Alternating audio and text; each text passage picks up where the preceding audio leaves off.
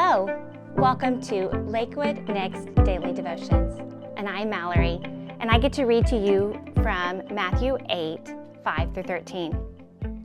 When he had entered Capernaum, a centurion came forward to him, appealing to him, "Lord, my servant is lying paralyzed at home, suffering terribly."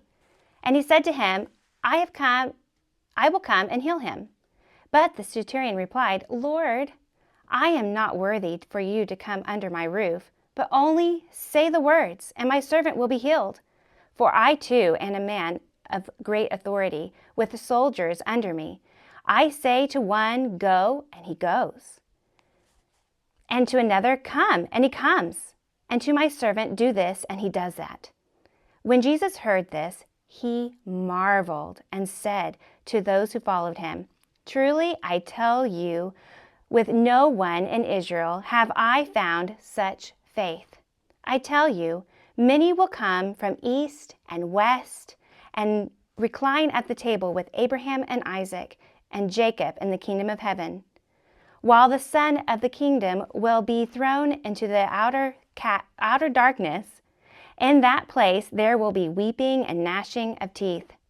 And to the centurion, Jesus said, "Go, let it be done for you as you have believed." And the servant was healed at that very moment. Here we have another story of Jesus' compassion. Yesterday we met the leper who came with great faith and believed in Jesus' authority and asked him if he was willing to heal. We not only saw Jesus' compassion, but also his authority in that miracle over the physical. Today we meet the centurion, a Gentile, a man outside of the Jewish faith who understood Jesus' authority. He believed not only in the power of Jesus to heal his servant, but he also believed he was the one in charge. This centurion's faith marveled Jesus. This is significant because there's only twice where it says that Jesus was marveled by someone's faith. And really, this is the only time that Jesus was marveled in a good way. The other way is he was marveled by the lack of faith of those from his hometown in Nazareth. The story ends with Jesus teaching us that faith is what is most important. He tells his listeners, who are primarily Jewish, that it is by faith that they will get a seat at the table with their ancestors of Abraham, Isaac, and Jacob. Not because that they are a descendant, but because of their faith. Jesus is saying that faith matters, not just your nationality or your religious affiliation.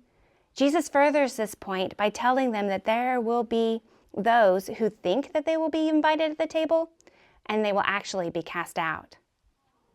While Jesus is primarily talking to the Jews here when he tells them this, I think the lesson can translate to us as well.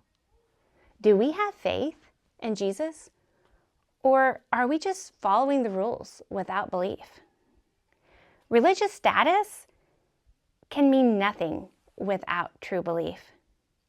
Be careful that we don't contribute going to church and doing all the goods and doing service in replace of our faith. Hebrews 11:1 says, "Faith is assurance in things hoped for, and confidence in things we cannot see." Faith is not just wishful thinking. It is deep conviction that God will keep his promise. I think this is exactly what marveled Jesus with the centurion's faith. He believed and hoped in Jesus' authority over the physical universe, even without proof or full knowledge of who God is. The centurion put his trust in God, even though it didn't make sense. This reminds me of Proverbs 3, 5 through 6, which says, "Trust in the Lord with all your heart. Lean not on your own understanding. Submit to him in all your ways, and he will make your path straight." Not only did the centurion believe in Jesus' power and authority, he acted on this faith by seeking Jesus. The centurion acted on the very words Jesus had said from the Sermon on the Mount in Matthew 7, "Ask, and it will be given to you. Seek, and you will find. Knock, and it will be open to you.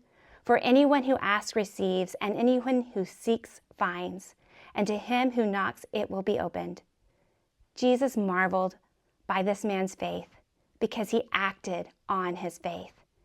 Hebrews 11 also reminds us that it is impossible to please God without faith.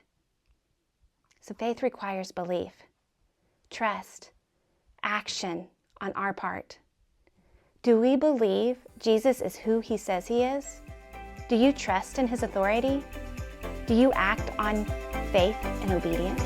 My challenge to you today is to live in faith.